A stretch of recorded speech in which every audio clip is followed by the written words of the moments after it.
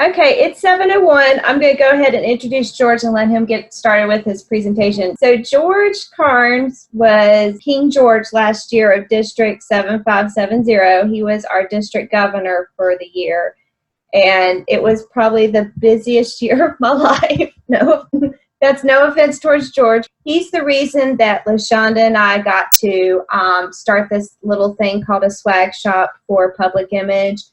And last year when I went to Ghana at this time, I ended up taking a suitcase full of our t-shirts that we made. They were spread throughout Kenya and Ghana, and some were in Uganda, and then we had a couple in Nigeria. So it was a great opportunity, and I'm going to be forever thankful to George for allowing us to have the freedom to do what we did.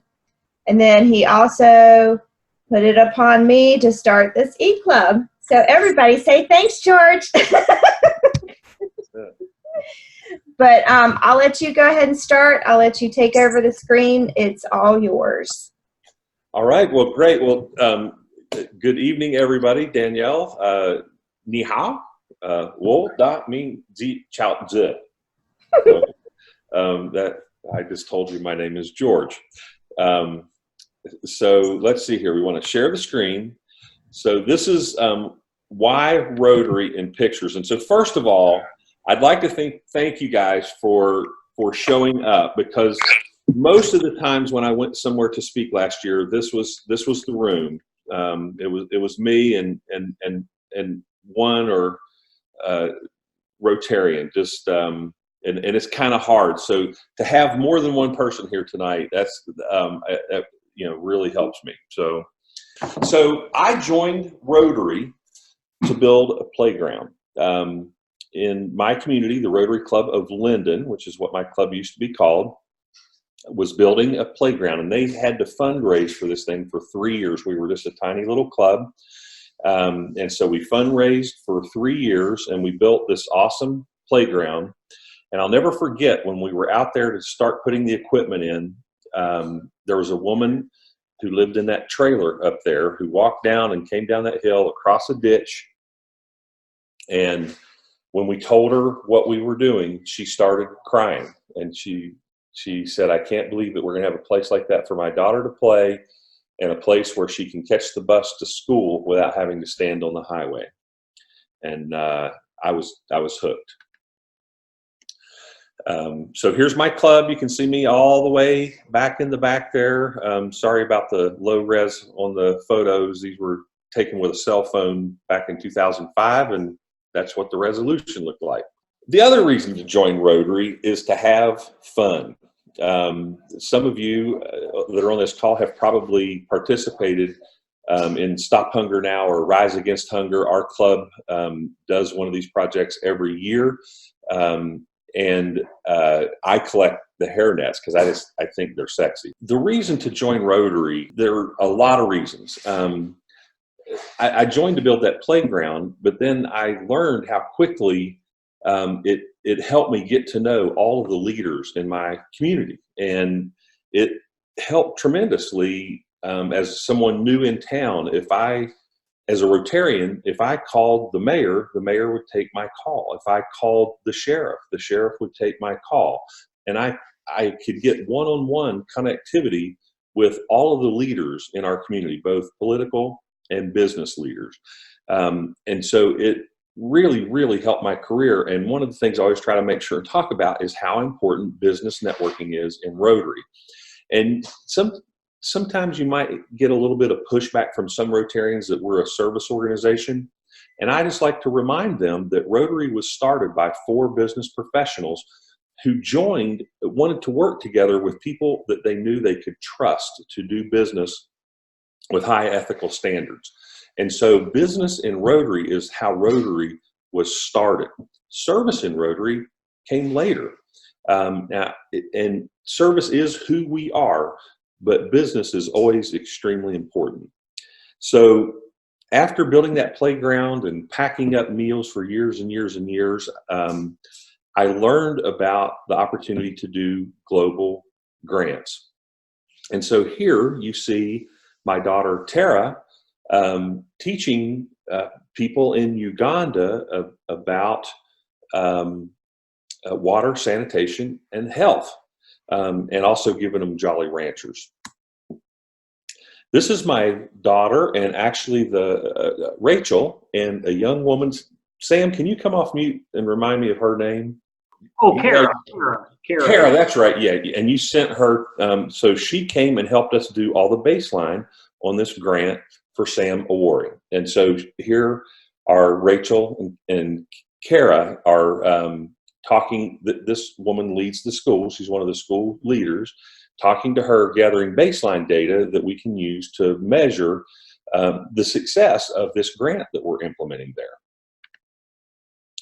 Now, once you get in Rotary, I don't know if you can zoom in there and see the look of fear on my face, but I would say once you really jump into Rotary, it's kind of like going over a waterfall. Once you commit, after that, you're pretty much out of control. And until you learn to say no, which I haven't really been very good at, this becomes your life in Rotary. So you have your family life, your work life, and then in between, this is Rotary. And who doesn't want to be perched atop the top of a 14-foot waterfall ready to plunge to their death at all times while they're involved in a service organization? Along the way, I've gotten to lay some bricks. My bricks did not create that. That's someone else's bricklaying. Sam and I will be in Uganda in a few weeks, touring some of these facilities, doing a little bit more work, and turning over this project. That's a 100,000 liter water tower that will serve this entire community. It's going to impact the lives of about 35,000 people. That this water source will. But why join Rotary? Free goats and turkeys. That's one of the really big reasons. Now you have to go to Africa to get them. Somebody asked me if I brought that home, the goat, and I was not able to do so because I could not get a kid's seat on the airplane.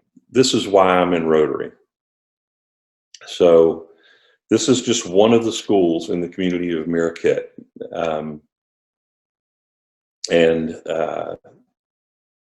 How can you not want to help children that you can make such a huge impact? And so I'm glad that all of you have committed to join Rotary, and more importantly, I want you to go out and find other like-hearted people like yourselves, so that you can join us in this great work that we're doing. So there you go. Amber, you said keep it short. That's short. I even maybe left you a minute to ask any questions. I think I did that in 7 minutes. I'm really impressed with you. Rotary has, it looks different for everybody, but in your personal experiences, who's been the one person who's affected you most within Rotary? Oh, wow. That's a great question. There's been an awful lot of people who have really affected me. I think the person that probably has been the strongest mentor for me in Rotary, in becoming a Rotarian, and especially a leader in Rotary, is Ron Napier. He's a past district governor, a really close friend. For people who are district governors, I am really, really a neophyte. Most people who become district governors, they've been a Rotarian for 25, 30, 35 years. The year I became governor, they're just, the pickings must have been pretty slim, and so they got me. But I had so much to learn, to get up to speed, to do a good job. And I will say, the fact that I didn't know all old ways or traditional things about Rotary helped me in some ways. It let me do things that I think needed to be done in our district that would have been really hard for someone who viewed those things as sacred cows. Because to me, it just, they were changes that need to be made. Mm-hmm. This eClub, right? We need an eClub in our district, and Rotary needs more eClubs. There's a lot of people like Sam and Danielle that are pretty doggone portable, and if we can't allow those folks to serve in Rotary, man, we're missing a huge opportunity. I will say, Tim and I were watching, and nobody laughed. We were watching Caddyshack the other night, and you know how like the golf club, like I knew he was going to come on that one. The clubs, it's like your grandpa's old golf club, and that is exactly what Tim and I thought Rotary was before we got into it. We were like, oh, we're going to go in there and it's going to be a smug, all the old men drinking their bourbon, because that was the image that's been placed in our minds, especially, this eClub is literally, it predates the district, right? So Club, that's what they did at the Shenandoah Club every week in the evenings after work, as all the men got together and drank their bourbon and had their cigars for a Rotary meeting. So I think I do agree, like when you came on, there was a huge shift in Rotary that was more accommodating towards young professionals or younger parents, and a lot of us that travel a lot. And I think the year that you came on as district governor was probably the most perfect time. I think that was, a higher beings timing, because a lot did change last year, and it was, trust me, for the better. I don't think it was slim pickings, George. I think it was meant to be. Well, thanks. So some of those changes were already in the works, Amber. So I just happened to be the person who was sitting in the chair. But I definitely made a concerted effort. But we had to already have people, right? You and Tim were already in Rotary. We had to have those people around the district, and we have them. And so maybe if anything, I was a kind of a catalyst, but all the people involved in helping this change to take place kind of had to be there, right? If you all weren't already Rotarians, I would have had to spend the whole year finding a Tim and Amber, right? And other people like you, but the folks were there, right? So other people that came way before me had been doing their jobs. We were ready. I think the time was right, but we, as a district, we were ready. So George, what do you think? Look, Tim, it's the cutout. So one more awesome thing about being governor is Flat George. So this was made and by the Rotary Club of Front Royal and displayed outside of their Rockin' Hospitality Suite at the district conference, and I was not letting this thing go. So this sits in our dining room, by the way, all the time when company comes over, and there's two Georges there. For a while, it really freaked me out. I'd walk in and I'm like, whoa, what is that? But now it's just there. So if we have any really tough questions, I'll refer those to Flat George. Flat George. Does anybody have any questions for George? Hey, George. Yeah, Michael had a question. Now that you're done being governor, what's next for you? Being president? No.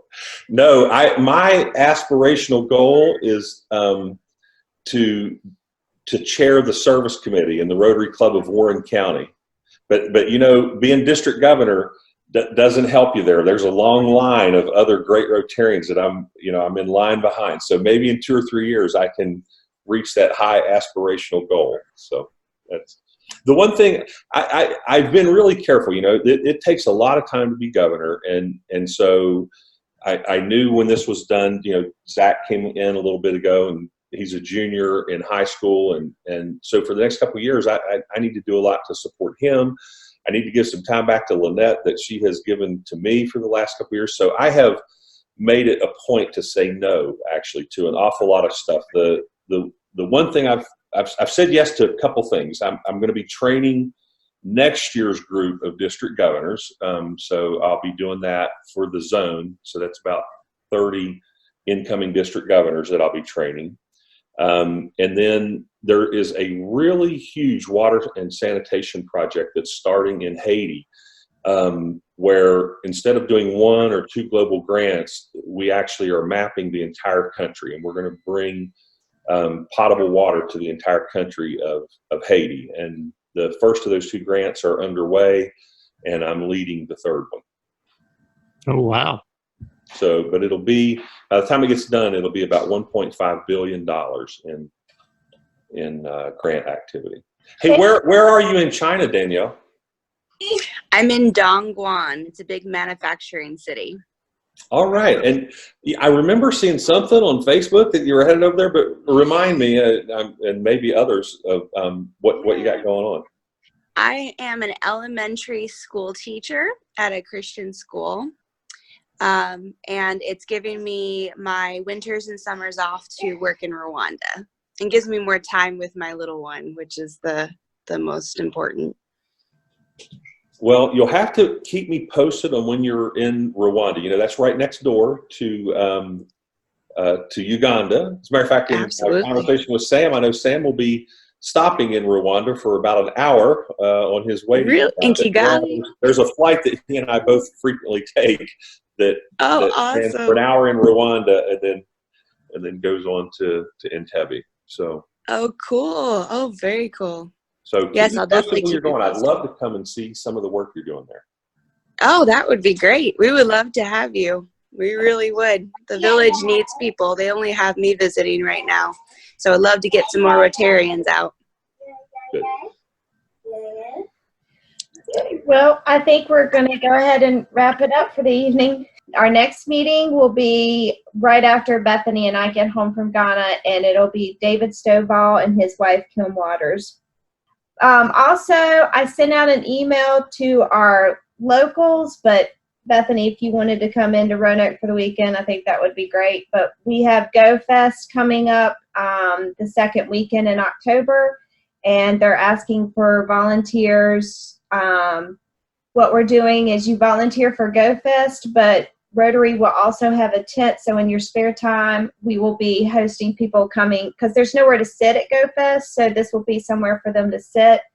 We'll be offering cotton candy and probably beverages, but we were also, the Area 8 wanted to get a tent together so we could give people options of Rotary, like different clubs like the New Gen and Roanoke Valley and eClub and Rocky Mount, and you know, the different times and locations. So that is the reason why we're going to be at Go Fest, which was, you know, kind of a vision of Tim's, is like for us to, and instead of working individually as clubs, for to be involved in areas. So I hope those that are outside of the areas, you will be able to get involved with other districts and other areas as well. But this will be our first time, so we'll see how it goes.